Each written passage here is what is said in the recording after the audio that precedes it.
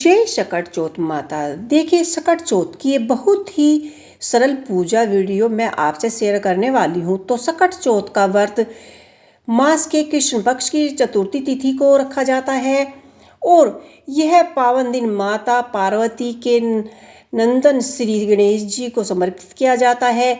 सकट चौथ को सकट चौथ, तिलकुट चौथ या मंगी चौथ भी कहा जाता है। हम इस व्रत को अपनी संतान के अच्छे स्वास्थ्य और लंबी उम्र के लिए करते हैं और साथ ही संतान की प्राप्ति के लिए भी करते हैं और इस व्रत को रखा जाता है। और इस व्रत को 3 तरीके से रखा जाता है। पहले पूजा करने तक ही व्रत रखा जाता है। दूसरा, निर्जला उपवास रखकर चंद्र उदय के बाद व्रत का पारण किया जाता है। तीसरा तरीके में दिन में फलाहार ले लिया जाता है और चंद्र उदय के बाद खाना खा लिया जाता है। तो व्रत रखने का हर जगह अलग अलग विधान होता है। तो आपके यहाँ पर जैसा होता हो आप वैसे ही कीजिए।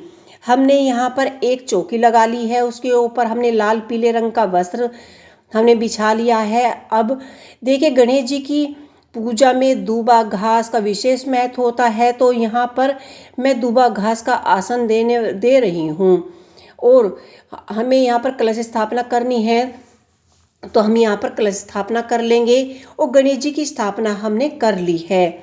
अगर आपके पास मिट्टी की मूर्ति है तो आप मिट्टी की मूर्ति की स्थापना कीजिए, या इस तरह की कोई फ़ोटो है तो आप फ़ोटो की भी आप स्थापना कर सकते हैं। एक लोटा ले लिया हमने, लोटे में हमने यहाँ पर, आपके पास देखिए लोटा है तो लोटा ले लीजिए और इस तरह से हम उसमें कोई चांदी की या स्टील की कोई चीज़ें डाल देंगे। इसके बाद हम यहाँ पर देसी घी का दीपक जला लिया है। आप तांबे का भी लोटा ले सकते हैं। कुमकुम से हमने पहले ही स्वास्तिक बना लिया था, आप स्वास्तिक बना लीजिए और सभी भगवानों को आने का निमंत्रण अवश्य ही दीजिए। तो यहाँ हम गणेश जी को तिलक अर्पित कर देंगे और हम जल पर, दीपक पर, कलश पर दीपक अर्पित कर देंगे और गंगा जल और फूलों की सहायता से स्नान की भावना से हम गणेश जी को छींटा देकर चौकी का भी पवित्रकरण करेंगे। इसके बाद देखिए, स्नान के बाद जिस तरह से वस्त्र पहनाते हैं ठीक उसी प्रकार से हम गणेश जी को, मैंने यहाँ पीले रंग के अंगोछा मंगाया है, या फिर आप जैसे मैंने पीले रंग की फूलों की माला है उसे भी आप अर्पित कर सकते हैं।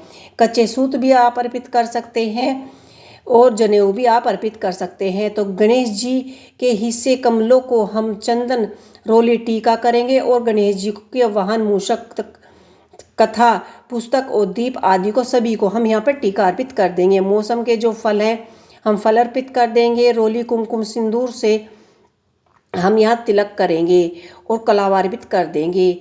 यहाँ हम 21 तारों का एक पुंज बनाकर मैं समर्पित कर दूंगी और गणेश जी को अगर आप गुड़हल का फूल चढ़ाएं तो बहुत ज़्यादा शुभ माना जाता है। चंद्रदेव के पूजन के लिए हमें सफ़ेद रंग के पुष्प, तिल, चंदन, थोड़ा सा कच्चा दूध, यह सभी वस्तुएं हमें डाल लेनी है और उसके बाद हमें गणेश जी के यहाँ पर अर्पित कर देनी है। अब देखिए, सकट चौथ पर गणेश जी का विशेष रूप से पूजन किया जाता है। गुड़ के 10 लड्डुओं का भोग लगाया जाता है और ऐसी कथा पुस्तक भी रखी जाती है। उसके आगे मैं इस प्रकार से गणेश जी को हम लड्डुओं का भी और अपने घर में, रसोई घर में भी जो भी अपने पकवान बनाए हैं, मीठा बनाया है, उसका हम भोग लगा लेंगे। उसके बाद में हम यहाँ पर स्कंद का भोग अर्पित कर देंगे और साथ ही गाजर के हलवे का भोग अर्पित कर देंगे और यहाँ पर हम गणेश जी की कहानी सुनेंगे, सवा शेर का।